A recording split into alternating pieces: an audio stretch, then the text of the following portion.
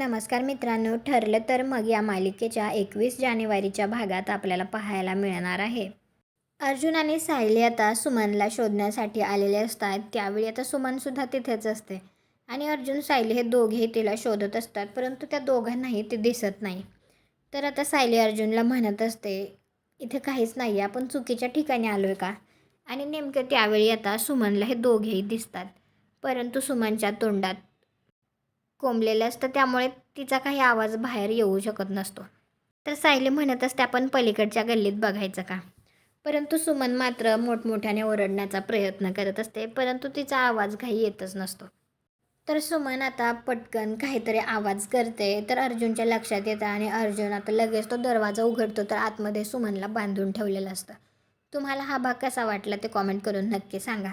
आणि आता अर्जुन सायलीला सुमन भेटली आहे, म्हणजे सुमन आता सगळं सत्य अर्जुन आणि सायलीला सांगणार. तर त्यांना हे जेव्हा कळेल तेव्हा ते आता नागराजला पोलिसांच्या ताब्यात देतील का? कॉमेंट करून नक्की सांगा. व्हिडिओला लाईक करा, आपल्या मराठी मालिका चॅनलला सबस्क्राईब करा.